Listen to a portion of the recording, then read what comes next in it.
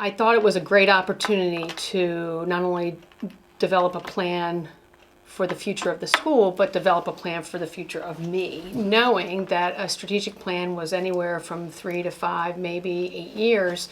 And within that time frame, I definitely would be moving on,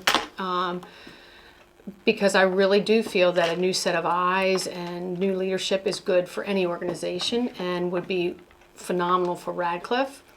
But I didn't want to leave it to chance. And so I went to the board and said, let's start our strategic plan, and within that develop my transition. And that sort of opened up a can of worms for all of us, because there was so much of not only the history of Radcliffe, but the processes were here. Yeah. And we needed somehow to get it out of here in a formalized way onto paper for the future leadership of the school. You know, I talk about foundations all the time to parents, that the building of strong language is a foundation to good reading and writing and oral language and spelling.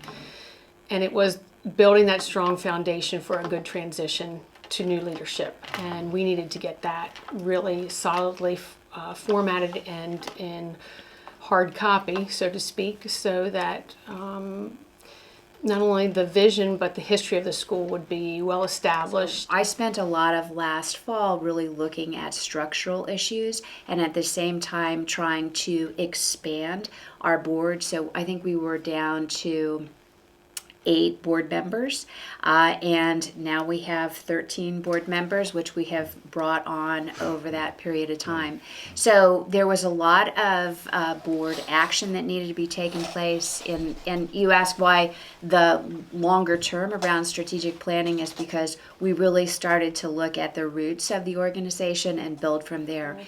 But I think that the other is really being able to drill down into some very key future events for the school. One is our location. We are in a unique location here in this building. We are in process of assessing whether or not this location fits the needs of the school. The board is in that process currently. And obviously, also key to those discussions is going to be, what is our financial future? How do we look at opportunities that are in our community to be able to not only look for outside sources, but also to be able to generate those revenues internally? But, you know, over the course of the last probably 8 years, Radcliffe Creek has a little bit of a different dimension. We have both Little Creek, which is a revenue provider for the school, in addition to the upper school. So thinking about how do you look at potential transition of students from the Little Creek environment into the upper school, I think are some of the things. But Radcliffe is a very unique place. The Radcliffe Creek School is a very unique place, and so it's not always a direct line to be able to move those kids into the opportunities that are here. Yeah. From the board's perspective, we have seen a continuing increase in school population over the course of the last couple of years. I think we are almost at maximum attendance right now. I think our key attendance is 80 children in the K-8 program here, and I think we're very, very close or even may exceed that. I do think that the other schools, both public and private, are beginning to address or perhaps changing the way that they address learning challenges in the classroom. But we still are seeing families who are not satisfied with the level of intervention and the results of the programming that others are doing. So they have called us. Certainly growth is an important component of what we're looking at now. Growth in this particular building, we would have to either go up or find a new location.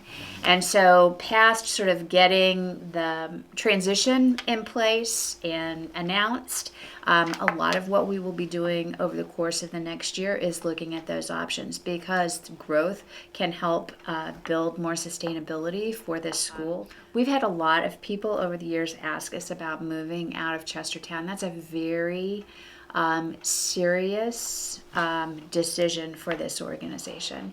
I just came back from a conference in Baltimore, and it was talking about the importance of community assets.